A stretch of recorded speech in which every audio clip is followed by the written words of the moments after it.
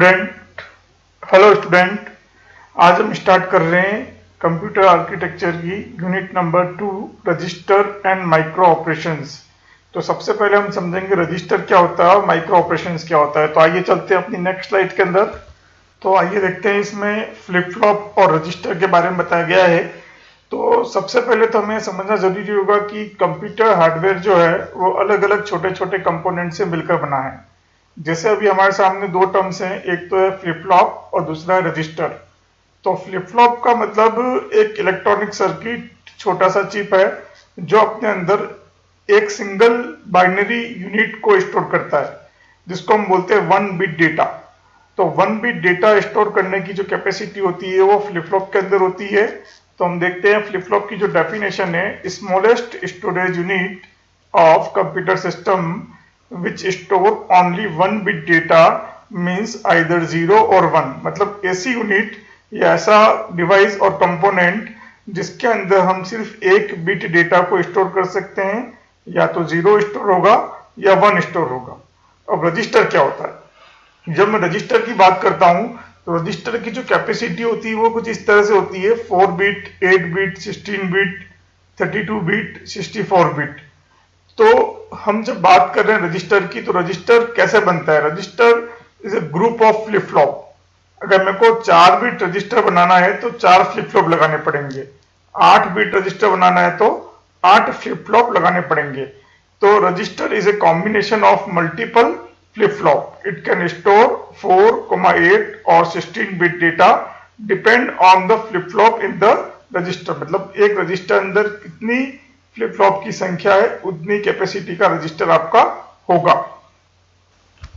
अब एक digital computer system जो है उसके अंदर बहुत सारे इंटरकनेक्शंस होते हैं, अलग अलग डिवाइसेस होती है, मॉड्यूल्स होते हैं। मॉड्यूल्स को हम रजिस्टर कहते हैं, फ्लिप फ्लॉप बोलते हैं, डिकोडर्स बोलते हैं, मल्टीप्लेक्सर्स बोलते हैं, और बहुत सारे कंट्रोल लॉजिक्स होते हैं। This modules are interconnected by the common data and control path. मतलब क्या है कि जब हम हार्डवेयर की बात करते हैं तो हार्डवेयर जो है खाली हार्ड डिस्क, माउस, सीपीयू इनसे नहीं बनता है। इन सबको कनेक्ट करने के लिए हमें छोटे छोटे कंपोनेंट की आवश्यकता होती है, और उनमें से कुछ कंपोनेंट हमारे सामने आते हैं। जो सबसे मुख्य कंपोनेंट होता है वो होता है आपका रजिस्टर, जो डेटा को कम कैपेसिटी के अंदर स्टोर करता है और बहुत ही फास्ट स्पीड के अंदर एक स्थान से दूसरे स्थान पे ट्रैवल कराता है। What is micro operation? तो माइक्रो ऑपरेशन का मतलब यह है कि रजिस्टर के अंदर जो डेटा मौजूद है उसके ऊपर आप कोई कैलकुलेशन कर रहे हो। जैसे आप नॉर्मल बात करते हो कि दो वेरिएबल है ए और बी, दोनों के अंदर वैल्यू स्टोर है 8 और 5, कुछ भी आप दो वैल्यू ले सकते हो। दोनों का आप क्या करते हो? एडिशन करते हो। तो दोनों वेरिएबल की वैल्यू क्या होगी? ऐड हो जाएगी और किसी नए वेरिएबल के अंदर स्टोर हो जाएगी। सिमिलरली जब रजिस्टर माइक्रो ऑपरेशन की बात करते हैं हम, रजिस्टर माइक्रो ऑपरेशन क्या होते हैं कि रजिस्टर के अंदर जो वैल्यू स्टोर है उनके ऊपर आप कोई ऑपरेशन परफॉर्म कर रहे हो। वो ऑपरेशन एडिशन हो सकता है, सब्ट्रैक्शन हो सकता है, या और कोई लॉजिकल ऑपरेशन हो सकता है। तो the operation executed on the data store in register are known as micro operation. जैसे यहाँ पे दो रजिस्टर बताए हैं, R2 एंड R3। तो R2 के अंदर स्टोर है 5, R3 के अंदर स्टोर है 3। इन दोनों को जब मैं ऐड करता हूं तो इसकी जो वैल्यू स्टोर है वो किसमें हो जाएगी? R1 के अंदर हो जाएगी। तो इस तरह के ऑपरेशन को बोलते हैं अपन register micro operation. The result of micro operation में replace the previous binary information of register और में transfer into a new register. इसका मतलब यह है कि अगर मैं किसी रिजल्ट को वापस पुराने रजिस्टर में स्टोर कराना चाहता हूं तो वो भी पॉसिबल है। अगर मैं रिजल्ट को चाहता हूं कि किसी नए रजिस्टर में स्टोर कराना चाहूं तो भी पॉसिबल है। तो वो हम आगे के एग्जांपल में समझेंगे। माइक्रो ऑपरेशन कौन कौन से पॉसिबल है? तो शिफ्ट होता है, काउंट होता है, क्लियर होता है, लोड होता है, एडिशन होता है। इन सब के बारे में डिटेल में हम बाद में पढ़ेंगे, अभी आपको इनके खाली नाम ध्यान रखने हैं। अब बताया गया है the interconnected hardware organization of computer system is based on following. मतलब मैं जब भी कंप्यूटर सिस्टम की हार्डवेयर ऑर्गेनाइजेशन की बात करता हूं तो जितने भी कंपोनेंट है सब एक दूसरे से जुड़े हुए हैं, अटैच्ड हैं। तो उसमें क्या क्या चीजें होती हैं? तो सबसे पहले बात करी गई है set of register and their functions. मतलब बहुत सारे अलग अलग रजिस्टर्स हैं और सबके अलग अलग फंक्शंस हैं, और उन फंक्शन के आधार पर उन रजिस्टर का नाम रखा गया है। जैसे प्रोग्राम काउंटर बोला जाता है, जो प्रोग्राम की वैल्यू को काउंट करता है, इसको हम बोलते हैं पीसी, है ना। एक रजिस्टर होता है एक्यूमुलेटर, जिसको हम बोलते हैं एसी। तो ऐसे अलग अलग तरह के रजिस्टर हैं, और जैसा रजिस्टर है उसके अकॉर्डिंग उसका नाम लिखा गया है। The sequence of micro operation performed on binary data store in register, मतलब आप क्या सीक्वेंस में ऑपरेशन परफॉर्म करोगे, तो इसकी एक सीक्वेंस स्टोर होगी कहीं ना कहीं रजिस्टर के अंदर, बाइनरी डेटा की फॉर्म के अंदर। The control that provide sequence for the micro operation, मतलब यह है कि कौन सा ऑपरेशन पहले एग्जीक्यूट होना है, कौन सा ऑपरेशन बाद में एग्जीक्यूट होना है। तो एक कंट्रोल चलेगा, जिसको अपन बोलते हैं नियंत्रण करना या कंट्रोलिंग करना। अब बताया गया है रजिस्टर ट्रांसफर लैंग्वेज क्या होता है। तो रजिस्टर ट्रांसफर लैंग्वेज को हम बोलते हैं सिंबॉलिक नोटेशन, मतलब सिंबल की फॉर्म में हम कुछ डेटा को रिप्रेजेंट कर रहे हैं। The symbolic notation used to describe micro operation, जैसे यहां पे बताया गया है, एग्जांपल के अंदर मैं देखता हूं R1 का डेटा मैं क्या कर रहा हूं, सॉरी R2 का डेटा मैं क्या कर रहा हूं, R1 में ट्रांसफर कर रहा हूं। तो R2 का मतलब क्या हुआ, R2 के अंदर कोई भी वैल्यू हो सकती है, 5, 0, 1, वो किस में आ जाएगी, R1 के अंदर आ जाएगी।